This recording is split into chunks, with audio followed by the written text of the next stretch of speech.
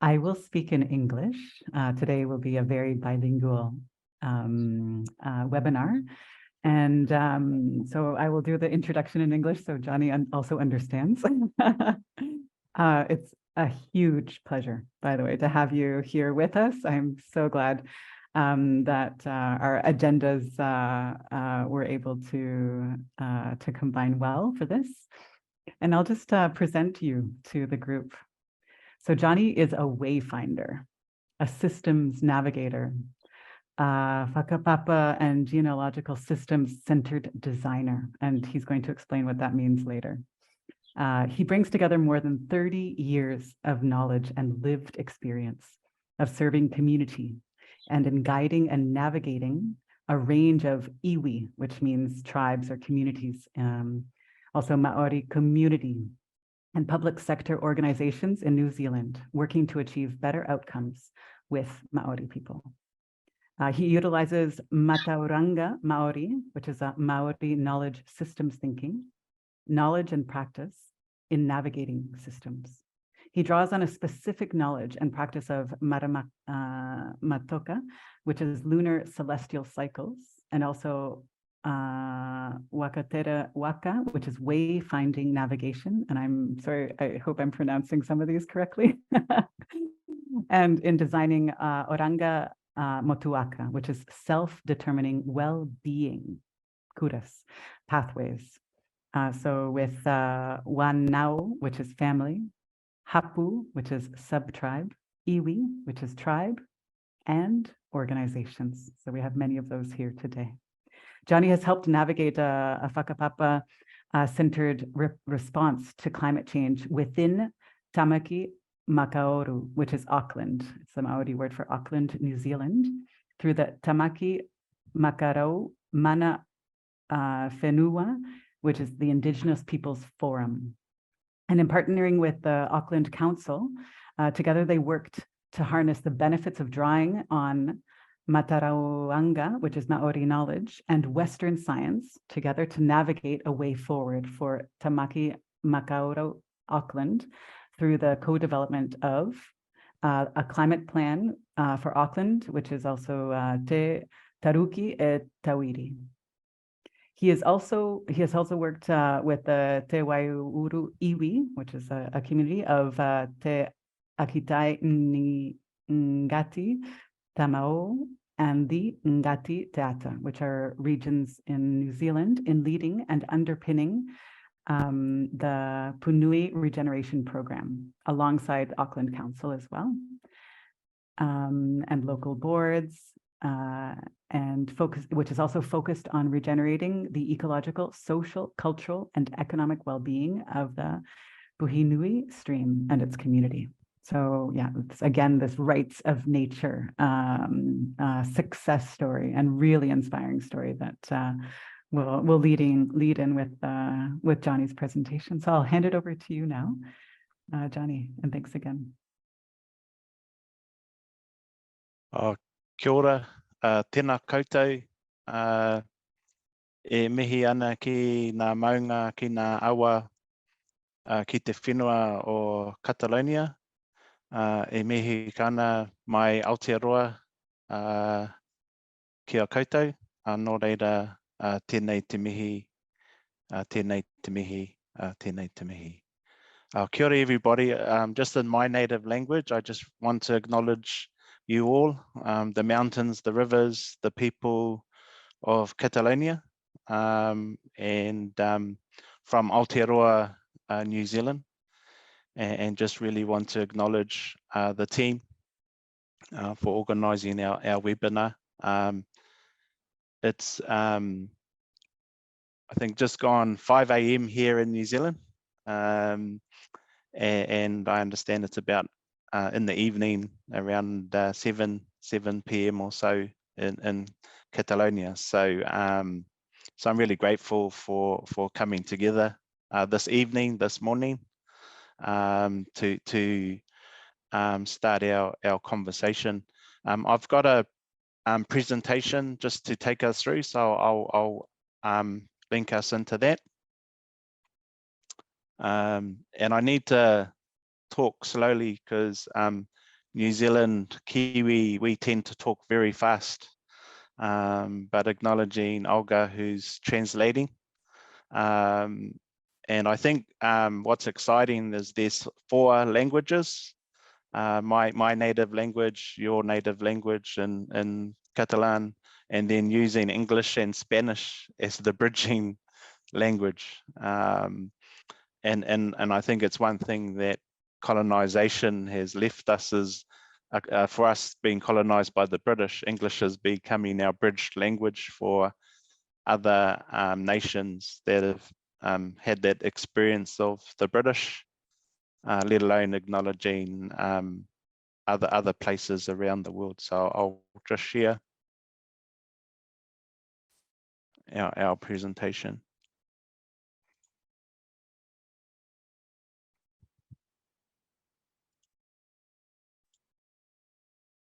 Sorry, a parenthesis in terms of logistics. Do people need help with finding the interpretation button, or is everyone okay?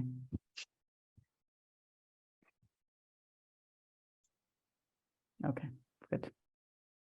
Sorry, go ahead. Thank you very much, Johnny.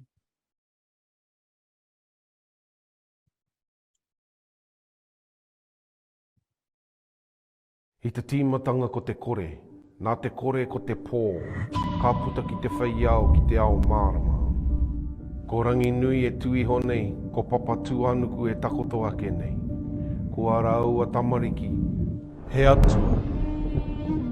O te ngāhere, o te moana, o te hau, o te uenuku, o te puia, o te rūwhenua, o te aruhi, o te kūmara, o te wai Māori, o te tangata. Ki hei mauri ora. He aku ira tangata. He tupu koe no te whenua o tō whaia. He puna koe no ngā wai o o tūpuna. He māngai koe mo o manatua. Engari, nā tēnei au hau, kua mimiti haere tō tāua hono mana. Ka kite au i tōku oranga ki roto i a koe. Ka kite hoki koe i tō oranga ki roto i a hau. Ā, kua he katoa tāua, kua he katoa tātai. Kua tai te wā mā tāua anō tāua e whakaora. Ko au, ko koe, ko tāua.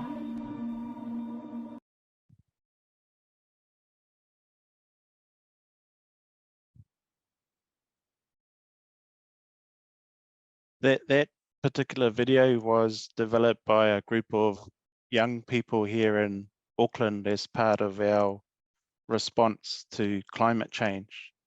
And what that speaks to is our interconnected relationships between people and nature, and frames it from a Māori worldview. And it speaks to that impact of human impacts on nature and those relationships, and whether it's climate change, poverty. In New Zealand, we've experienced recent cyclones and massive flooding in some of our regions. We've all experienced COVID, and from a Māori perspective, a Māori worldview, all those things are interconnected and centre for us around the state of oranga or well-being. And so from our perspective, our key response is around how do we shift that state of well-being and create that opportunity to reimagine, reframe, reset, and how we reorientate and recircularize ourselves and regenerate well-being, especially in, we use the term whakapapa, which the English equivalent, they refer to genealogies, but it's a bit more deeper than that. It's the intergenerational symbiotic relationships that sit between people, place, and nature. And at the heart of our thinking is how do we look to respond and resolve issues regenerated from our past, in meeting the needs of our current generations, but also how do we look to navigate a future of uncertainty, change, and dealing with those significant impacts for future generations in the way that we heal our relationships with nature and with each other. And certainly vulnerability, adaptation, and resilience are not new concepts for Māori. They've been key to our lived experience over many generations in the way that we've lived in Aotearoa, New Zealand for more than 1,000 years. So I've coined a phrase called squareization, and we're working to heal and regenerate the state of oranga, well-being of people, place, and nature from the long-reaching impacts of colonization, westernization, and urbanization. We are seeking to return to source, our ukaipo, our mother earth, our mother nature that nurtures and sustains us, and from mai ngā pito o ngā taone nui ki te rauru o papa tunuku. So from our umbilical cords, if you like, that are attached within the urban environment, but how do we reconnect those cords back to Mother Earth? And in our experience, the imposition of square systems thinking on our indigenous circular spiral systems have had a long-reaching impact over many generations. For our experience as Māori in Aotearoa, New Zealand, it's been around a 200-year process, so we're quite a young nation, and we're only 200 years into those impacts. So it gives us great hope in terms of how we are able to regenerate that state of well-being. But today our people are still suffering with this trauma, and it's manifested in the state of ill-being of our people. We have over-representation of Māori in our prisons, poor health outcomes, the number of our children that are in state care, and the state of poverty.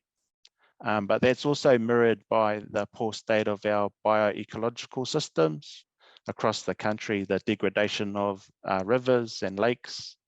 And so they mirror the stress on nature, causing the degradation of its Māori, and Māori is the equivalent of its essence or its life force. So when we see the diminishing of life, the life force of our people and nature, those are the symptoms of the deeper state of ill-being. And so we see that in the impacts on people, place, and nature that reflect the state of degradation, disconnection, displacement, and alienation or whakapapa, or those genealogies, our interconnected symbiotic relationships.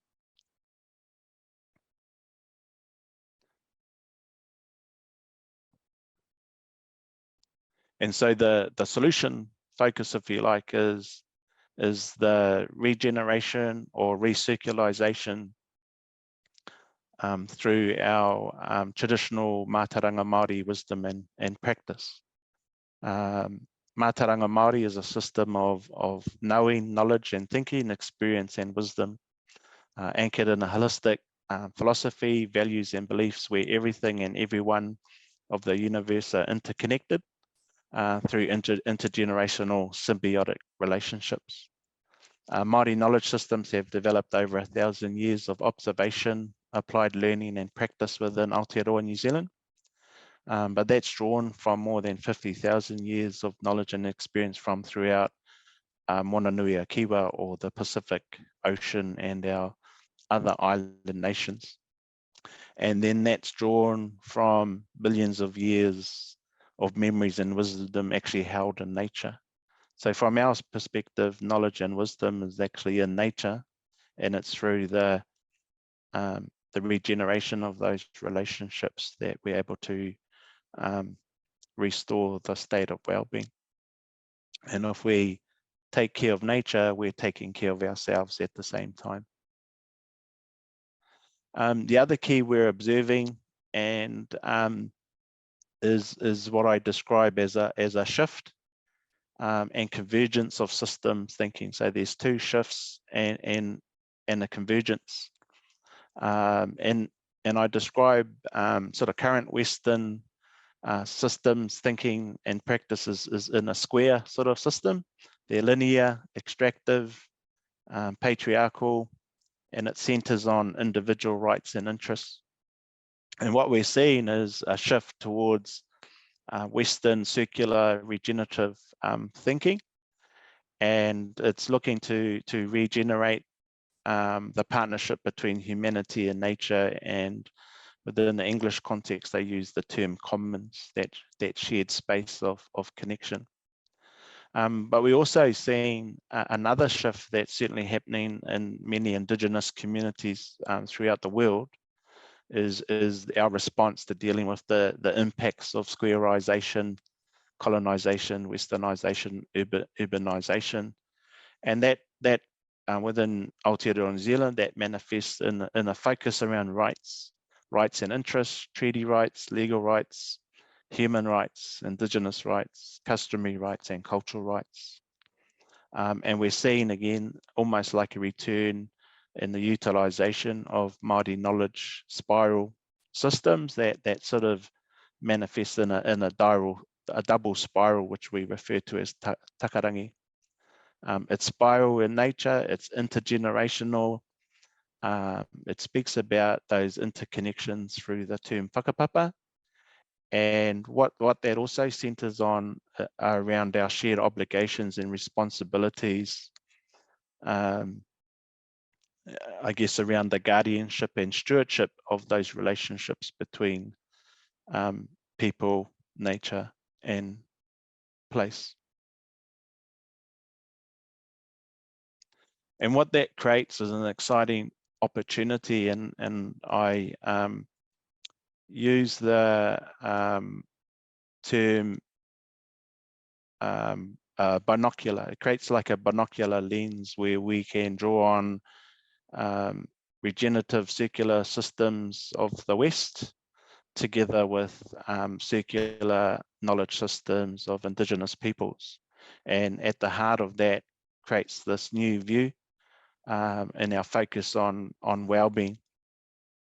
And in our language, we have the term oranga around well-being. So the oranga of our whakapapa, our interconnected systems, our oranga whenua, the well-being of the land, oranga wai, the well-being of water, oranga taiao, the well-being of nature, and oranga whānau, which is the well-being of families. And often one of our challenges in order to shift perspectives, we need to sort of reposition or relocate our view. And I love this particular photo of the view of Earth from the moon. In our lens, we're talking about Papa Tunuku, our Earth Mother, and Rangi Nui, our Sky Father. So the interconnectedness of those relationships. And our responsibility and obligation, if you like, to sort of care for our parents in terms of earth and sky, and drawing on that traditional ecological knowledge of interconnections. This particular Māori phrase here, it speaks to the interconnections between the sky, the land, the waterways, the oceans, the interconnections between humanity. E rongo te po, e rongo te ao speaks to the night and day, life and death, and almost mirrors the Chinese yin and yang thinking around how do we achieve balance. Tihei mauriora, it refers to let there be life, and often the tihei almost sounds like a sneeze, and if we imagine when at childbirth, that first breath that baby takes. So in that coming into the world of life from mum's womb, in that birthing process, we emerge from that state of growth and development in the womb, and we come into the world of light. So it's that new life, new birth, which is that whole regenerative cycle that we see within nature. We have this sort of formula, which is not quite aligned to Western mathematics, but 1 + 1 = 3. And so the power of 3, and we sort of see it in 2 elements, ko papa, ko rangi, ka puta ia tātou. So Mother Earth and Father Sky, they are our ultimate primal parents, and we're the product of that relationship. We have another saying, ko au, ko koe, ko tawa, you, me equals we. So it's I guess it's where the outcome is greater than the sum of the parts. And so that one of the big shifts, if you like, in terms of that regeneration, recirculation, is we're sort of shifting from that focus on me to shifting to a focus on we. And when we talk about we, we're not just talking about ourselves in a human sense, but we're talking about the broader we in terms of people, place, and nature. And that we should sit at the heart of all our decision making when we're considering the regenerative recirculation pathways. So that then comes together in I guess this sort of framing and using this particular lens to navigate and understand those relationships. Te whakaoranga is the Māori language term to regenerate well-being, and by employing an indigenous knowledge system approach around the ecological, social, culture, and economic regeneration of well-being, and we sort of speak about 3 key activations in terms of that regenerating, recirculating. So so the term honanga is around connecting.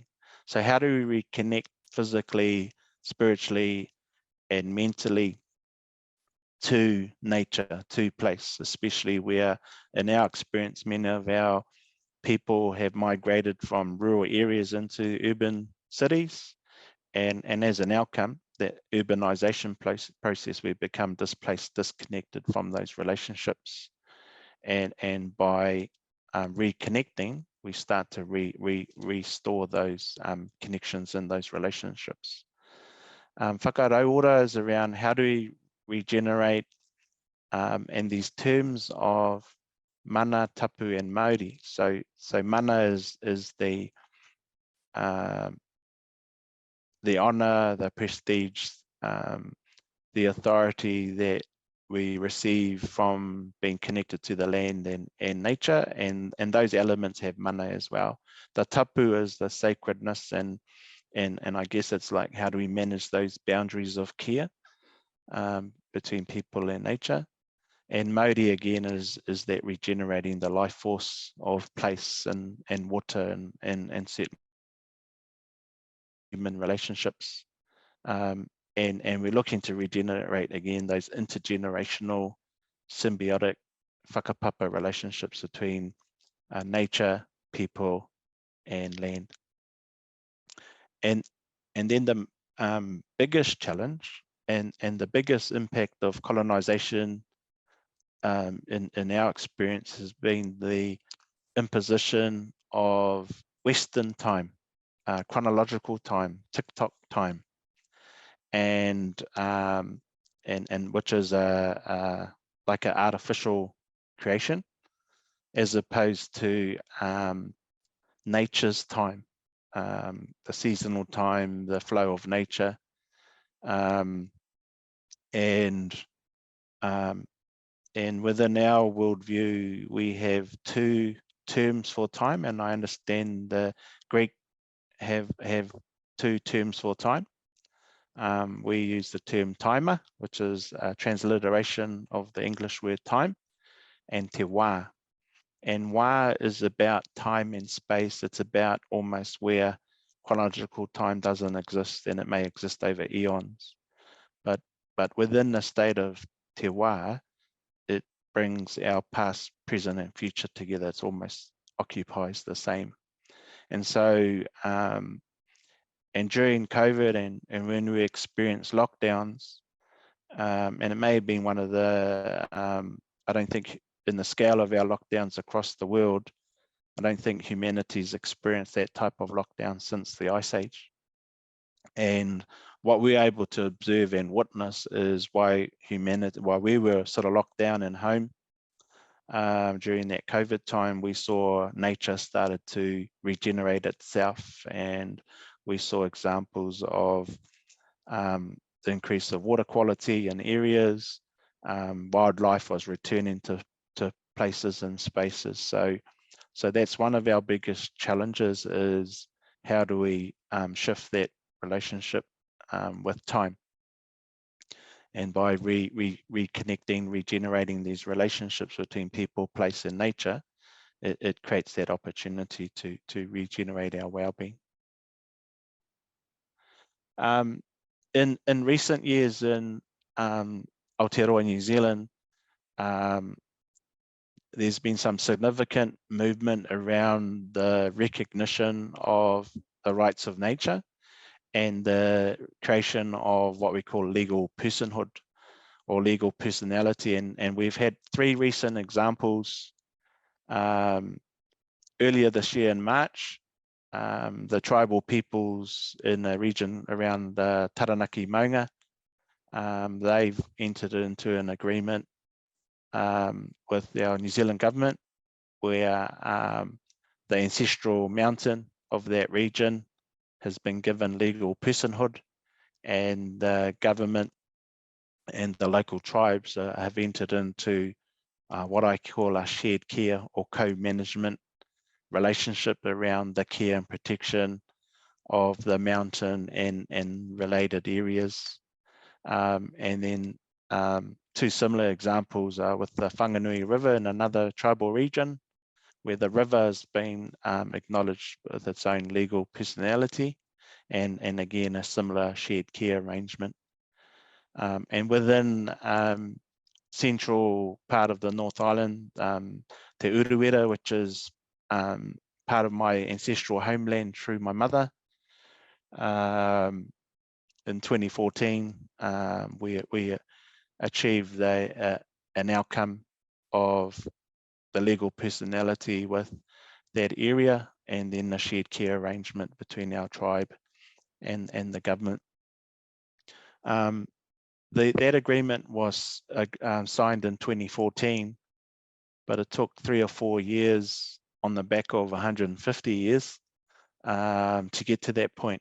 And there was a point in that journey where our tribe walked away from the discussions with the government.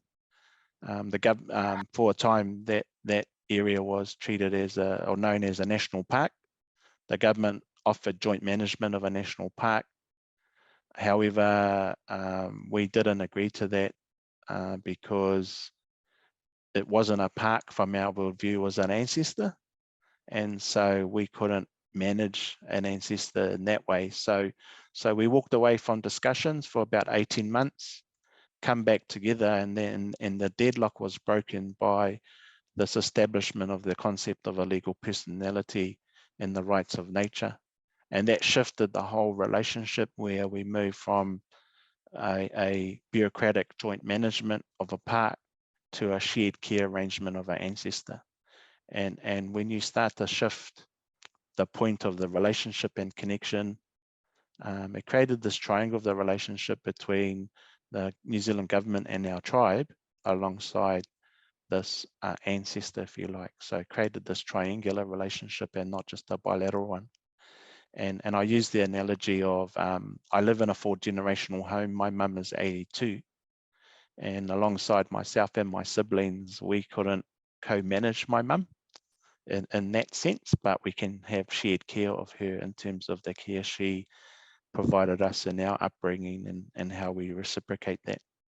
So these are three great examples because they are connected to different parts of Aotearoa New Zealand, different tribes. There's slight differences and nuances in the way that those relationships are cared for. And just in the final part is as tangata whenua, as Indigenous people, as children of Earth Mother and our Sky Father, as regenerative practitioners, we have that opportunity to recircularize our minds, understand our symbiotic whakapapa relationships with nature and the universe, with our places and with each other. We need to understand that the answer we are seeking sits in the greatest sense of self, not me, but we. Our whakaoranga pathway, our regenerative pathway sits within our circular regenerative thinking, whether it's Indigenous or whether it's Western, and bringing those two circular views together to form that binocular view. And how we do that through observation, reflection, the practice of our beliefs and values as communities, and how we guide, define and inform everything we do. Within the evolution of regenerating the partnership between nature and humanity, non-Indigenous people are seeking return to source, regenerating their own indigeneity, if you like, and certainly the term re-indigenization comes to mind and can be quite a challenge in terms of how we explore those thoughts from a Western view, from an Indigenous view, and especially in acknowledging the part of our historical context and ongoing colonization of people and nature. And so where's the place of the regeneration of the well-being of our Indigenous peoples? We are nature. Our experience, knowledge and wisdom can play a key role in navigating the return of humanity to the circle of nature. We can welcome you back to the circle, and if permitted, to heal ourselves and heal future generations through our mokopuna of the colonizers, heal our relationships, restore balance and harmony within our planet.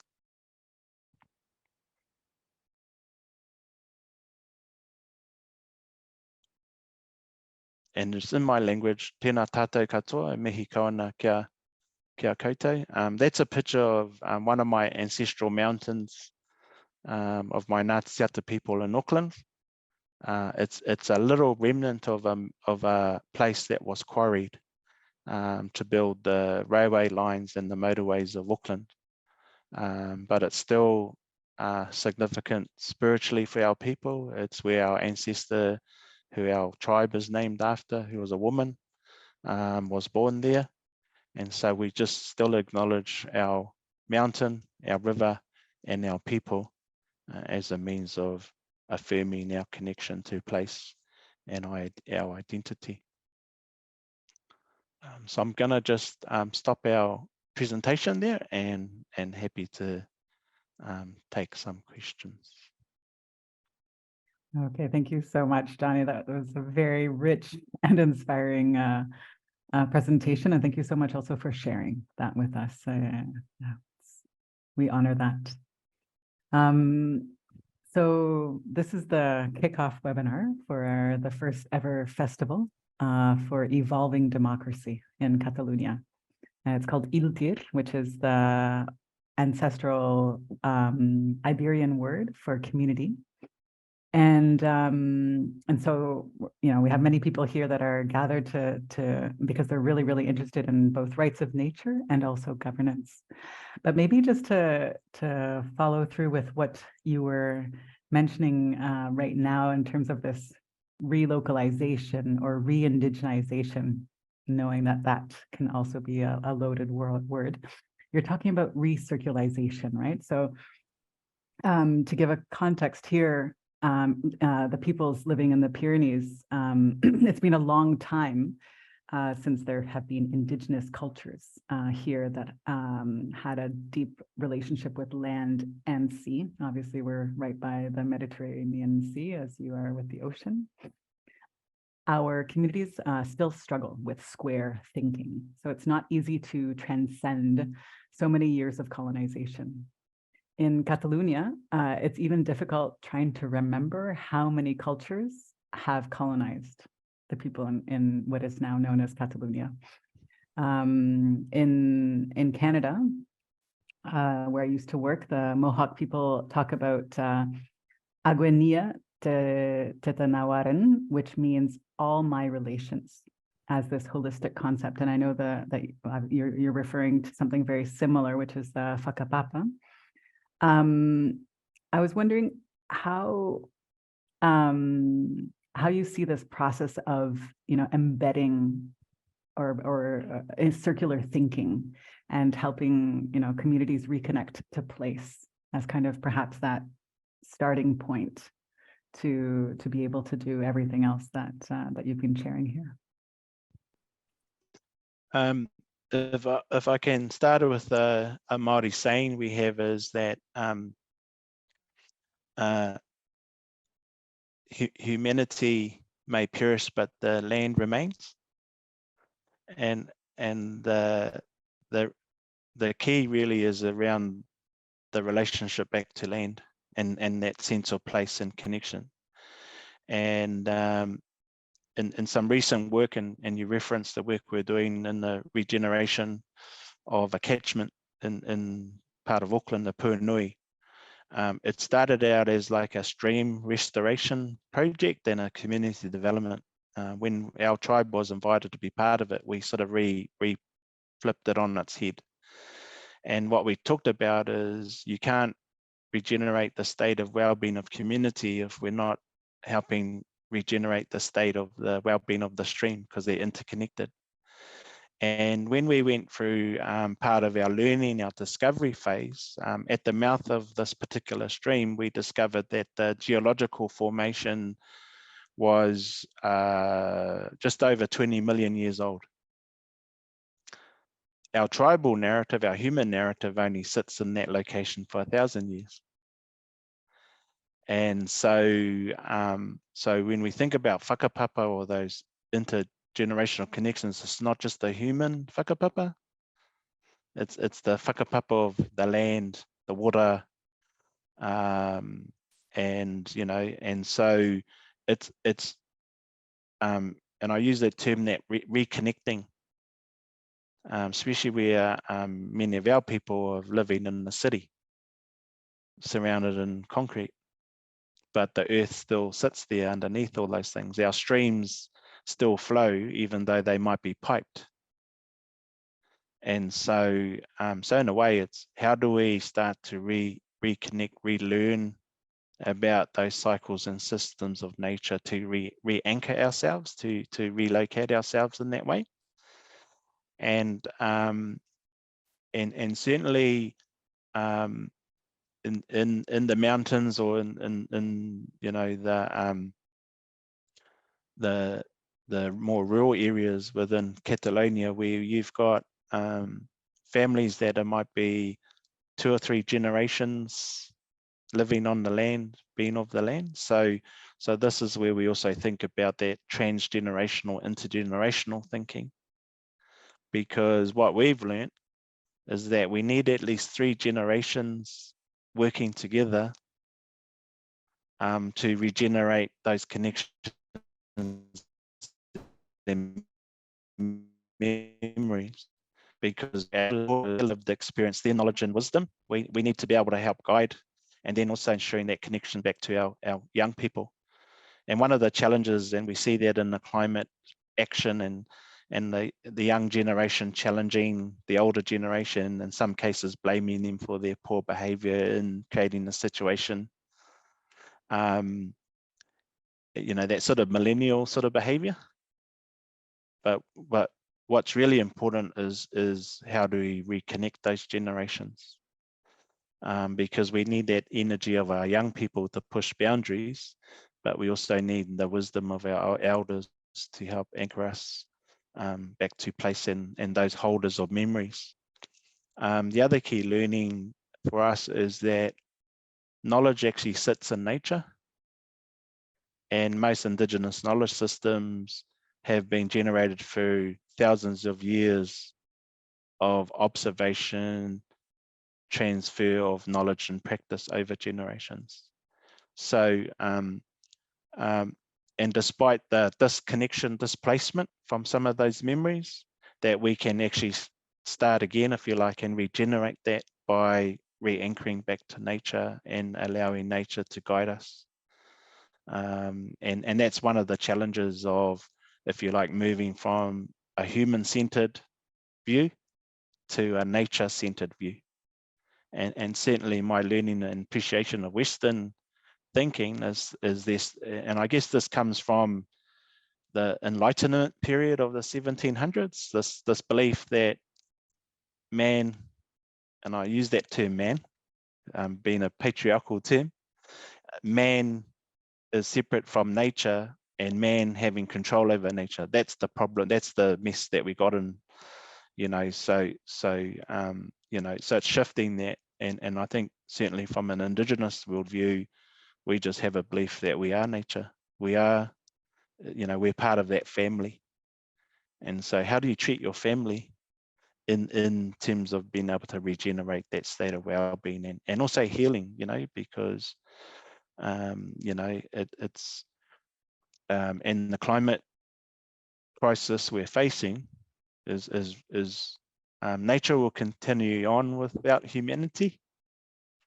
It did it before we arrived, and it'll continue. So the opportunity really is how do we restore that balance back to nature. And so whether it's that Mohawk term or our Māori term of whakapapa, it's the opportunity, because, you know, our ancestors got off a voyaging canoe from the Pacific 1,000 years ago, and we calibrated to this location of Aotearoa, New Zealand. So we've only sort of, you know, depending on different tribal views, we've only been here for maybe 2,000 years, which is nothing compared to Europe when we think about generations of humanity and connection to place.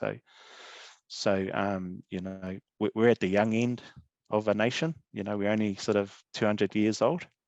So that gives me great hope in terms of that opportunity to in terms of the evolution of our nation. But I think anchoring to place, anchoring to nature is a critical element over generations, you know. No, that's, yeah, thank you. Very, very hopeful message as well. I have many more questions I would love to ask you, but maybe I'll just keep it down to one or two more, and then I'll hand it over to the public, because I'm sure people are also sitting with lots of questions. But maybe just to go back to this rights of nature as a way of stewarding and co-managing, or I love the term that you're saying, shared care, practicing shared care of our land, our communities, our people. What potential do you see on applying the rights of nature as a way of doing this in our communities? And anything we should keep in mind, like perhaps also like from the technical, from the activist, from the governance approach? Yeah, I think one of the key things for me is thinking about not just the bilateral relationship, and often, if you like, it's community and sort of government, whether it's a local, municipal, regional, or federal sort of government, often, and it's actually tri-management, not co-management, because often the focus is the co-part, the two parties in the relationship. What rights of nature does is creates that triangle where it's the tri relationship, and both parties need to consider the third element, not just themselves. I think that's the shift from a, you know, and often co infers to. I think it's more of a tri. Beautiful. Okay, that me to we, and we Yeah. including obviously nature as family. Love it. Because Okay. then the issues between the two parties don't become the issue. It's the care. And so, you know, and it's a shared care. And that's one of the clashes between Western and Indigenous worldviews. Like Western, especially like a neoliberal, liberal Enlightenment type of approach, it's about the rights, you know, private rights, the rights of citizens, the rights, you know, whereas in Indigenous thinking, it's about obligation and responsibility.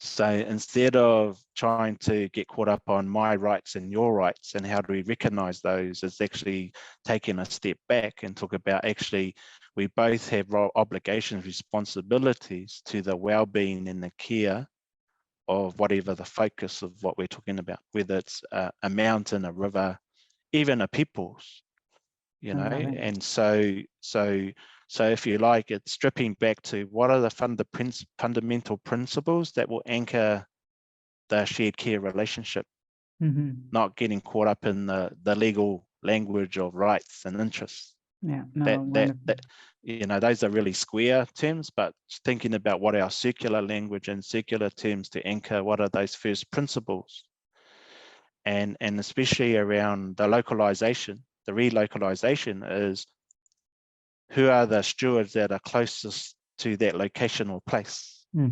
So our local peoples, our local communities that have spent many generations, you know, and I guess a slight difference of being of the land as opposed to being on the land. Very big difference, actually, yeah. You know, and then getting to the heart of those terms, stewardship or guardianship, of who and what. Often that term stewardship is, and often an agency, a government agency, is acting as the steward on behalf of current and future generations. Whereas in our circular thinking, it's the responsibility and obligation of care, not only to current and future, but also past generations. I love it. It looks like, yeah, we're going to have to think of a new word. Yeah. So in our language, we have the term kaitiakitanga. Okay. So we talk about kaitiakitanga and stewardship. So there may be a Catalan term that's not quite the Western term like stewardship. Yeah. And then you use stewardship in that Western sense. And then whatever the term within Catalan, that they're equivalents, they're not the same. They're not a translation of, because they're different real views and different values that are associated with the, you know, so it's that binocular framing. Right. You know, so democracy, if you like, is a Western liberal system, like, and then what are our nature-based equivalents? So that's sort of like the opportunity to not only that tri-relationship of care, but you also co-locating worldviews, so that they actually, you honor and have integrity for both, not one imposing over the other. That sort of, and it takes that time to get to that point. And with our three examples here in Aotearoa, New Zealand, with the Wanganui River, the Te Urewera ranges, and the Taranaki Maunga, each are quite different in the essence and principles, because it's been located to that place in those relationships. So there's some principles around, say, rights of nature, but how they manifest by location or by a region is quite different, because you've got to take into account that sort of ecosystem of relationships. So you can't just do a cut and paste of across those areas. So you've got to sort of, again, nest yourself in that place, understand the nuances and relationships, but certainly that move from the 2 to the 3, I think, is really important. Oh, this is bursting with many more questions, but I'll leave it to one final one and then hand it over to the people who are here. Just especially in this context that you made reference to COVID, the pandemic, and a little bit as a consequence of all that, we have noticed that many youth, not just in Catalonia, but we're seeing this in many countries where they're having a very hard time. And I was wondering, do you have any hopeful message or messages for them? Yeah, my background is youth, working with youth. Okay. I have a 4-generational family that live in my home. Our baby is 15, and he's at the age of wanting to break out of create his own circle. I think again, it comes back to that relationship to time, Western time and nature time. And we all seem to be stuck, and especially during COVID, being locked down, and post-COVID, we're so conditioned into what I call that hamster wheel of time, that there's never enough time. We're chasing time. We're all, working and doing things. We're all on devices, and that speed of time, we're all caught up in that. Whereas we need to sort of be able to try and break from time and slow time down and get back in sync with nature. And so, so the time we need to have with our young people, and that requires a bit of patience for us. And I guess it's like, if you can imagine the picture of footprints on a beach. We tend to be almost following the footsteps of our ancestors to a point. But then what we see is the footprints of our children taking off and running along the beach ahead of us. So when we're looking almost for the footprints of our ancestors to follow, it's our young ones that have already created the new footprints. So how do we start to move in sync and in time? For my wife, for example, she works for our agency, a government agency of state care, but she comes on board as an Indigenous navigator, given that we've got a high number of Māori children in state care. So that's at that sharp end of breakdown of families, the displacement, disconnection. So it's been able to sort of help tap into their wisdom and their knowing. And also, one beautiful thing that I learned from our elders is they didn't focus on trying to control or manage the child. They actually focused on managing the environment around the child to allow them to learn, to explore, to discover boundaries rather. So I think part of society today, we're trying to over-manage our young people, whereas we should be managing the space around them to create the environment for them to play, to explore, to learn, because we're all young once, but sometimes I think we suffer from a bit of parental amnesia. And plus, with our children and our young people, they think our world as parents started when they were born. They don't sort of, they don't think we were young once, or the life we had. They don't have, so this is where the beauty of the intergenerational connection. Now, whether that's your blood family or your community family, and what I've observed in the Western sense is that we tend to not really honor our elders.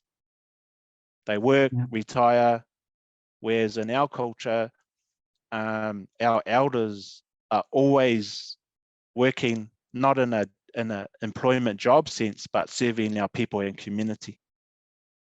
And so that intergenerational learning. So going back to the Purnui stream example, we had a number of retired community members that want to give back, but they were disconnected from young people. So a lot of our friends of the river groups, community groups, is there a lot of retired elderly people, but they don't have any young people around. So we were connecting our young community groups with these elders to create that intergenerational through cleanup, doing some cleanups of the stream and that. So it's tapping into that wisdom and those intergenerational, because a lot of our families are single parents, for example.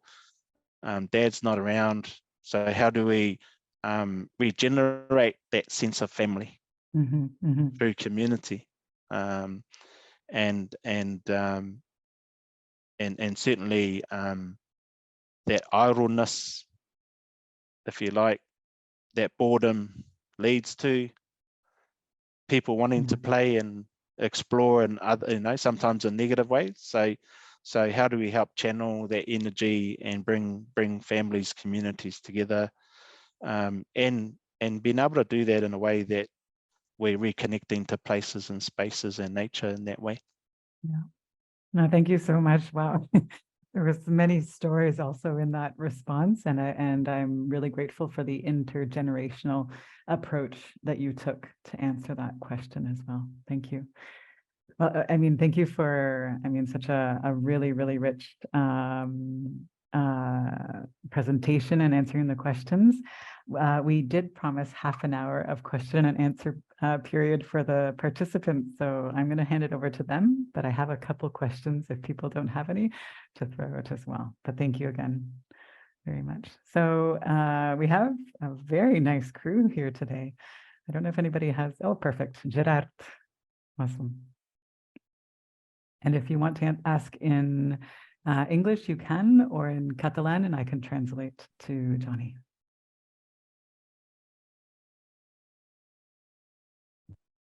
Moltes gràcies per la presentació. La meva pregunta és com podem despertar el vincle adormit de la comunitat i del govern amb la natura? So Gerard says, thank you so much for the presentation, and awaken the sleeping relationship that we have with nature. And I wasn't sure if it was as citizens, as government, etc. Johnny? That's a great question, and rekindle the fires. And I think in a practical way, really looking to projects and events that enable the reconnection. And I think that in our learning, there's sort of 3 levels of intervention or activation.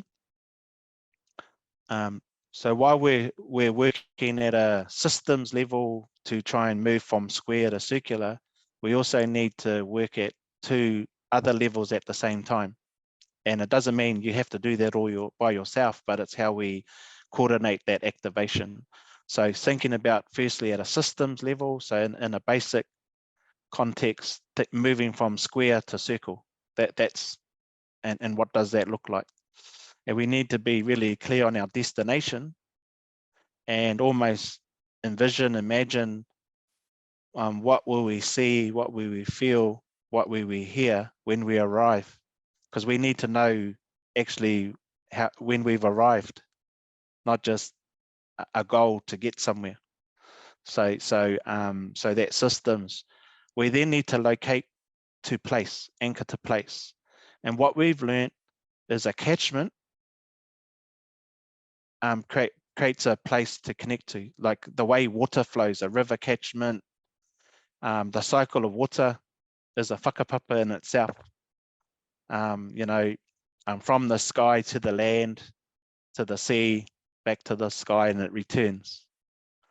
And a catchment place-based approach encompasses many communities that live within that catchment. So the opportunity to start connecting people to place, people to each other, community, business, because a catchment gives us a defined sort of geographic area, as opposed to a community development focus, which tends to be a population focus. So catchment anchors us to place. And that 3rd level of connection is to family. If we're not connecting with families, because everything comes from family, it's our lowest common denominator. Even within community, it's going down to that real next level around family. So we need to think about how do we navigate the system change? How do we anchor to place and reconnect to place recatchments? And then how do we enroll family as part of that journey going forward? So that, and we make it, the language, clear, accessible to people, because even what I notice around climate language, around adaptation and resilience and decarbonisation, those are terms that are so distant from our families. There's just confusion. And so, so thinking about system, catchment, and family as our 3 points of activation to, and we start slowly in the rekindling of the fires, but how do we start to learn and understand our connection to place and connection to nature? So events, festivals, projects, and thinking about the we approach, not just the me approach. And but a great question.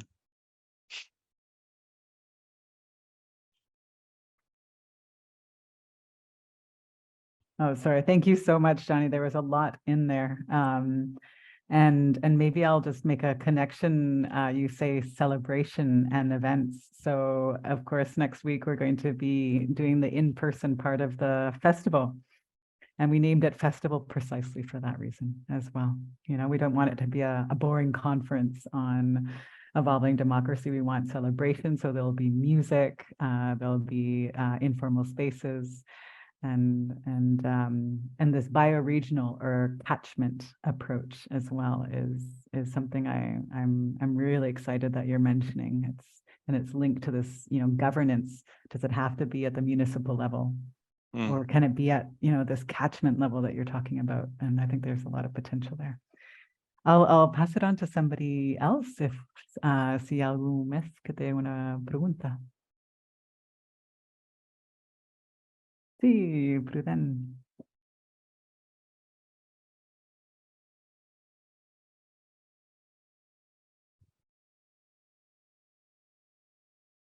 Estàs silenciada. Potser que has d'activar el micro una altra vegada.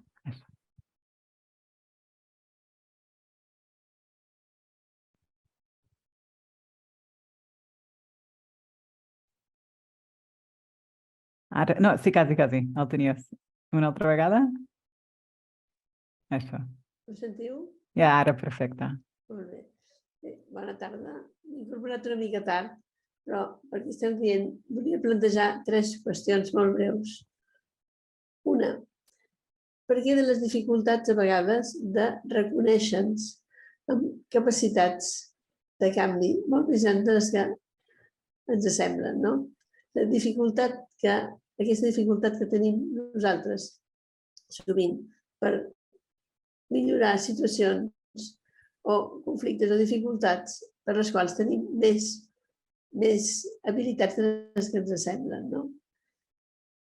Després, una altra, si és que pot existir, quines són les dimensions d'aquest espai de comunitat? Sé que és molt absurd intentar mesurar, buscar una unitat, però a vegades penso, potser perquè visquem una comunitat molt petita, que sí que hi ha unes extensions de gent que són les més ideals que altres. Hi ha un pintor que deia, Joan Pons, que deia que li agradava viure en un lloc que hi hagués com a mínim tantes persones com arbres. Era una manera de mesurar aquesta. I a part de les nostres dificultats de l'espai, el nombre de gent.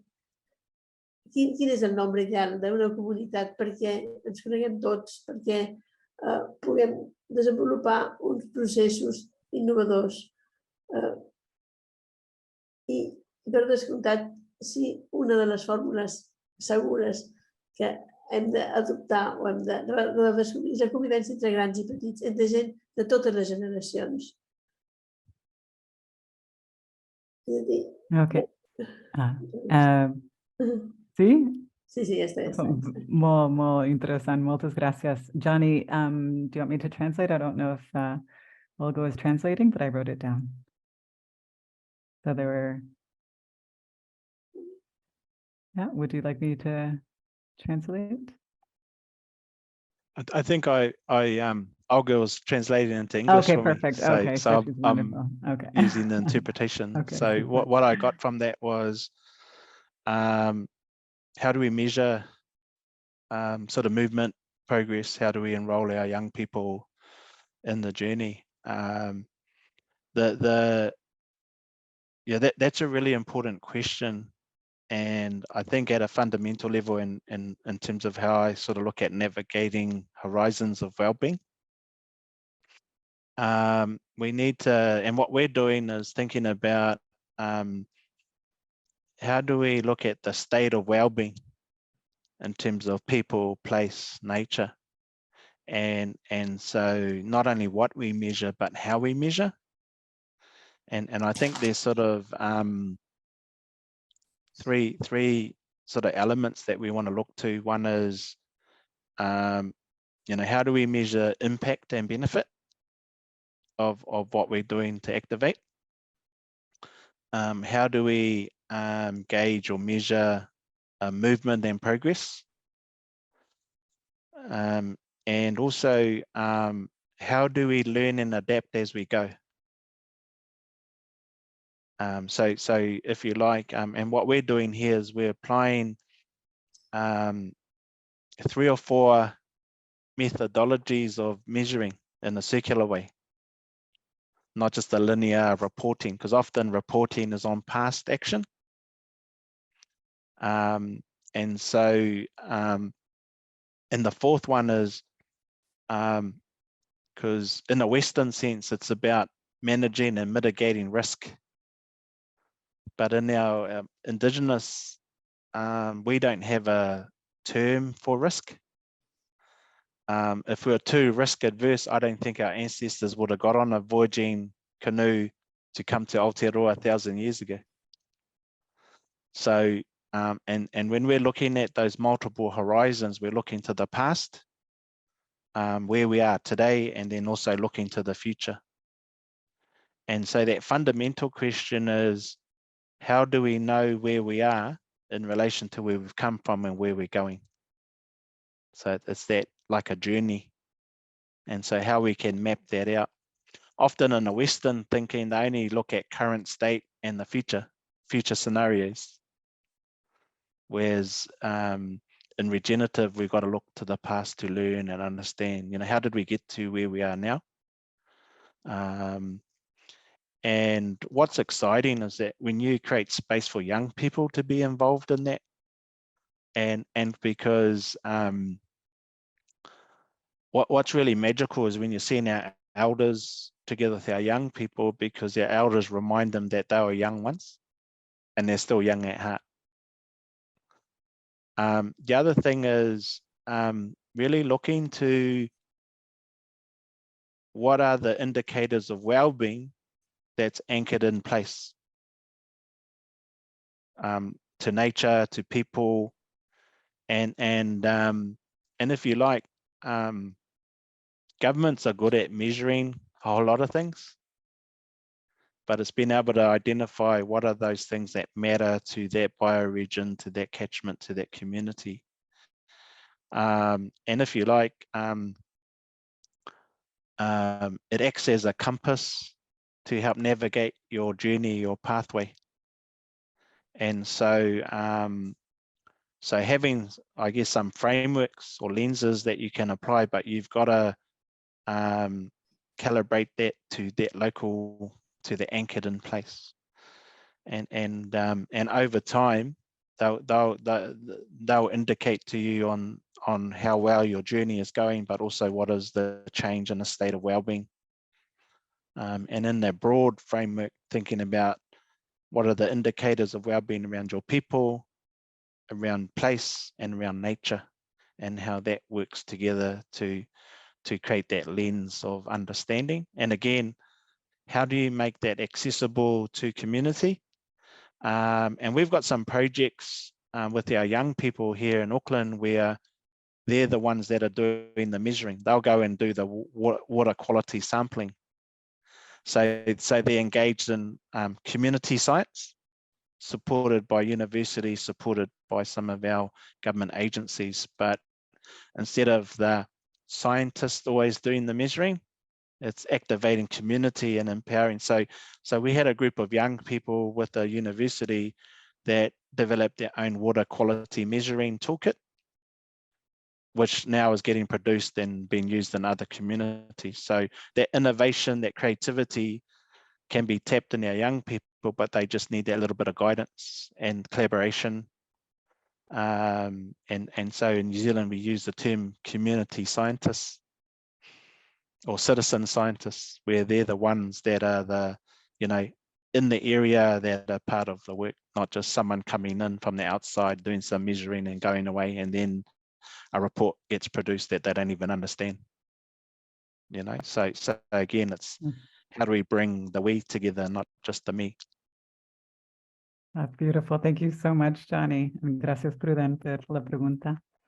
I think we have time for one more question, but I just wanted to make a connection with what you're saying, because here in our region, a couple of years ago, there was a big push from the citizens and also public administration together to create a regional strategic plan.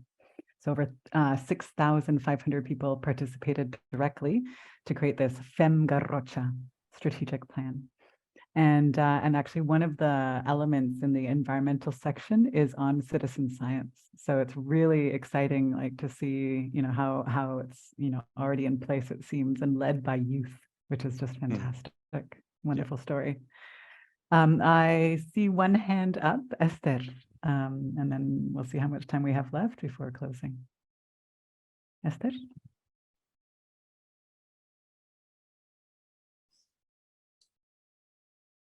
I aquí ha sortit la pregunta de què entens per comunitat, per família. Quan parles de connectar la família, sí, quan parlava que el tercer nivell era la família, aquí ha sortit la pregunta de què entén ell per família. A veure si ho entenem igual culturalment parlant.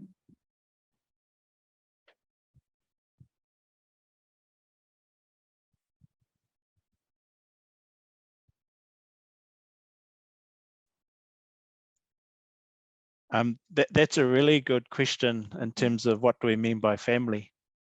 In our language, we use the term whānau. And there's two types of whānau. There's your whakapapa whānau, which is your blood family, but it's not just the nuclear family in the Western of mum, dad, children. It's grandparents, aunties, community, your extended family. And so those are our family that are related through blood. We also have what we call kaupapa family, and kaupapa is common purpose, shared purpose. And you may not be connected to them by blood, but you're connected in kindred spirit for purpose. So you have a kaupapa family or a whakapapa family, or so again, it's thinking the same about the we. And when you and because not all families get on well together, even though you might be related. So you often go and want to be part of your kaupapa family. And so but really it's all about how you want to define what family is. It's not I don't know, we have many single parents. In my upbringing, my mum and her family, she was one of 13. Till the age of 10, she was raised by one of her grandmothers in another valley, because it's about maintaining connections. I'm one of 10 in my siblings. Only 4 of us grew up in the same house. My oldest brother, my grandmother, he grew up with my grandmother.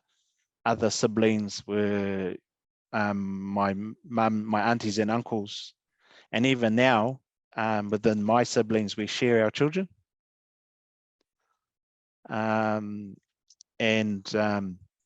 Yeah, so firstly, it's how you choose to define what family means to you.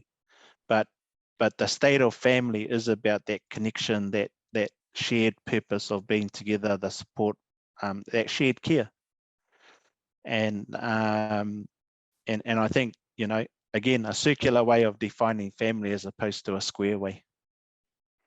And that's one of our clashes here in New Zealand with the British Western system of how they define a family, as opposed to our Māori Pacific culture of family.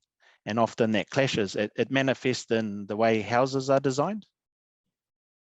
So we're having to change architecture in a way that a home may be multiple rooms, 15 people living, as opposed to 3 bedrooms, you know, mum, dad, kids, you know, so you got to widen the view in terms of what does family mean. But it comes down to those connections, those relationships, whether you're related by blood or not.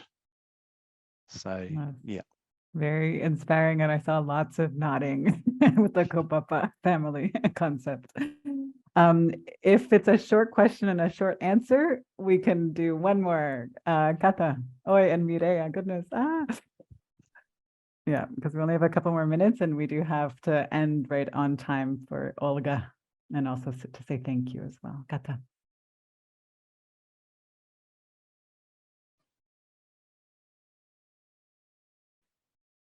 Oh, you're on mute. Sorry, I didn't realize you were talking. Okay. Yeah. Excellent.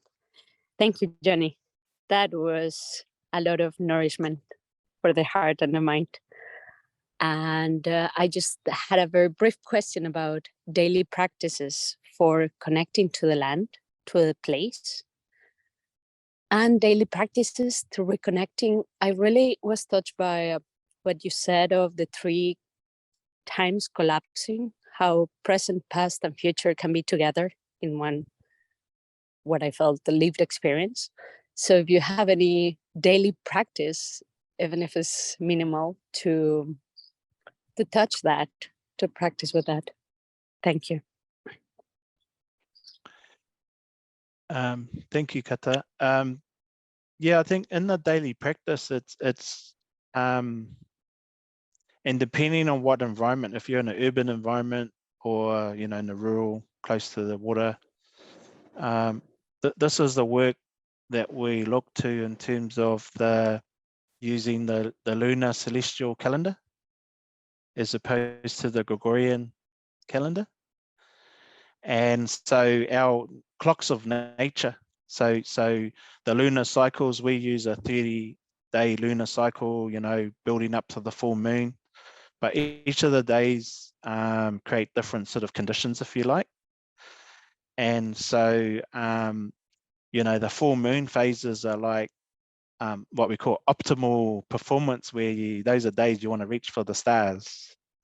There's other days that are a bit more passive recovery.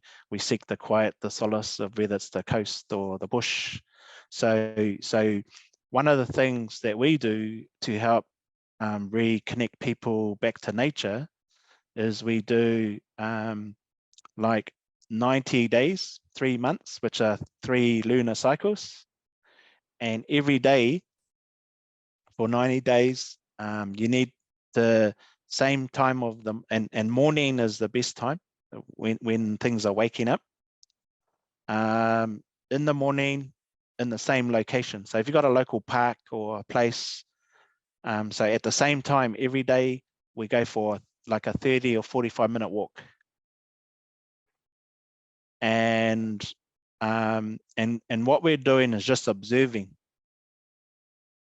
What, you know, we're looking up, we're looking around, you know, we're connecting to the stars, we're connecting to the land, and all we're observing to see what patterns will emerge. And over time, what we start to see are, oh, the birds are singing at this certain time, or we're starting to see the sun come up. And obviously over time, the changes in terms of the positioning of the sun. You know, last week we just went for our winter solstice. I think it was your summer solstice, where we're now moving, for us, we're moving into the more warmer summer season. So again, it's, and if you're in a coastal region, how do we look to the tides as a clock? The incoming tide, the outgoing tide. And because for us, the incoming tide represents positivity and abundance, and the outgoing tide represents the letting go and the cleansing, if you like. So if you've had a bad day at work or something like that, we'll go for a walk along the coast on the outgoing tide to let go of all that negative stuff. Because sometimes in our human capacity, we try to carry too much, whereas nature will help carry the load and regenerate. So, and then the other thing is using sort of affirmations, prayers of reconnection. And so what we're observing is we're looking to things outside us, but also inside ourselves, the inner universe and the outer universe, because we're working to get those two elements in sync and balance. So we want to, because one thing we've observed is humanity's lost the power of observation. So we've got to relearn how to observe. And the questions we use are, what do we see? What do we hear? And what do we feel? Outside ourselves, but also inside ourselves. And what we're doing is falling back in love with nature through that connection. When my wife, when we started to begin our practice in this way, she felt like she was having a love affair with nature, because she'll get up at this time of morning, 5 a.m. to go for a pre-dawn walk. And in some of the pathways, she would break cobwebs, because spiders will weave webs across pathways, in the night and things. So she knew that she was the first human that crossed that pathway in the morning because she broke cobwebs, as a little example. So it became quite an exciting, reinvigorating that, reigniting the fires. Yeah. And so, so we have what we call our karakia. They're not quite prayers because they're not religious. They're again helping us, because the vibrations of meditation or like yoga type things. So we don't always have to do. Sorry, Johnny, I need to say that it's so beautiful to listen your voice, but we need to finish this meeting. But it was amazing having you here. And Eric, I will pass you the word right now, but only say thank you so be here. Maybe we can organize something. And I think we're going to have to. Yeah. I have ideas. I can talk to Johnny maybe another time. First of all, huge thank you. I invite everyone to, if you want to say words of thanks in the chat, and we can collect it and send it to Johnny via email. A big thank you to Olga, who is a champion and came to us with short notice to do a remarkable job. Gracias. Ara canvio al català i així l'Olga pot descansar una mica. I'm just going to say it in Catalan, Johnny, so Olga can rest. Doncs això, moltes gràcies. És el primer webinari d'aquesta sèrie, però crec que ho haurem de fer una altra vegada.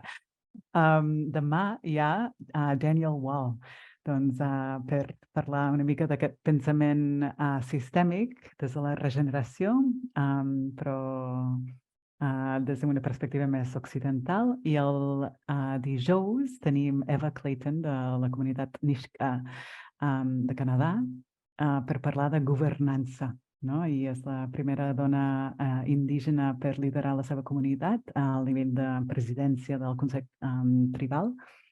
I, bueno, és una història molt emblemàtica a Canadà i espero que us agradi també.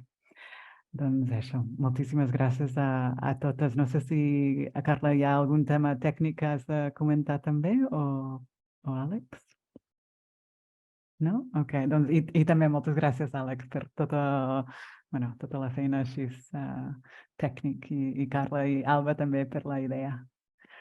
A vosaltres. I a totes vosaltres per participar i escoltar i integrar. Thank you so much, Johnny. If you want to stay on a little bit more, we can just wrap up just technically a couple of things if you have a moment. But yeah, if people want to turn on their mics and just say thank you, si voleu dir gràcies i adeu, endavant amb els micros oberts i càmeres obertes si també voleu, però ara sí que tanquem. Many thanks, Johnny. Yeah. Thank you a lot. Bye.